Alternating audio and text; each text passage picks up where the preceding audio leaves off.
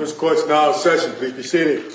Your Honor, for the purpose of the record, we return back to the trial of Commonwealth versus Lindsay Clancy. All parties are present, including the 18 jurors. All right. Thank you, Madam Clerk. Mr. Reddington? Thank you, Judge. Good afternoon. Good afternoon. Your Honor, just a couple of housekeeping matters. I have the medical records from Women and Infants Hospital. I thought I offered that as an exhibit, but it's only marked for ID, so can I offer that now? Commonwealth, any objection? I have that we did mark them as Exhibit 220. Yeah, I don't. This just says Exhibit F, though. That's why I usually mess up on those things. There was another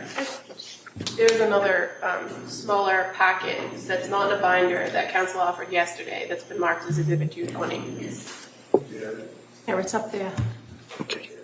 All right. Why don't we keep that marked for identification? If for some reason there's something different between Exhibit 220 and the identification, we could enter it. Okay. All right. If you need to offer anything additional, just let me know. Great. Thank you. Thank you, Don. The other thing, Your Honor, that what I would ask is that there has been a lot of reference to the Diagnostic Statistical Manual 5-TR, especially as it relates to bipolar and related disorders. There's not an awful lot, but there's like probably 15 pages of single-space typing, and it's really hard for people to absorb it. I'd like to offer that section of the DSM just as an exhibit, so if somebody wanted to look at it, they could. I would object. We have witnesses to testify about that. All right. All right. Why don't we mark that for identification? I guess That's my book, though. I need it. Oh, I don't want to take away your book. But why don't we can readdress that. Okay, sure. Yep. In regards to that, and if we're going to do it, it would just be portions of the Yes, it would only be that one section. But we'll see. Well, I'll give the Commonwealth the opportunity to be heard. Okay, thank you. So you, in the course of your employment at the South Shore Health, is it? Yes. How many times did Lindsay meet with you? Meet with me was 3. And how many times did she meet with, does that include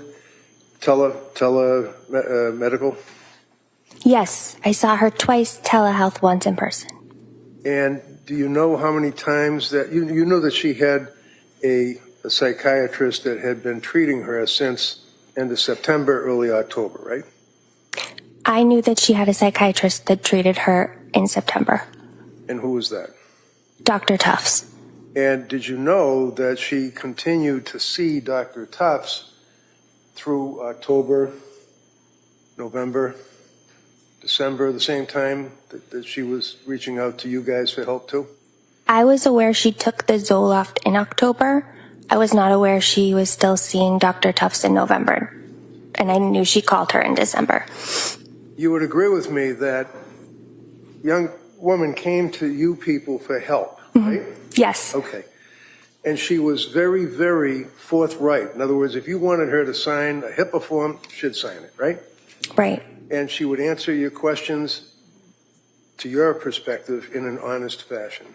Yes. She didn't really hide anything. Nope. She told you all about the medications that she had been on and her fears and concerns about the medications, right? Correct.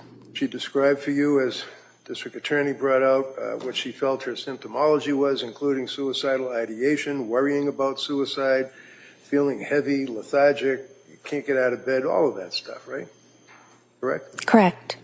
And one of the things that you had left us with towards the end of your testimony is the fact that you were very willing, if you will, to work in tandem with other providers. In other words, you were concerned about being able to get information from other providers that had been dealing with her, treating her, right?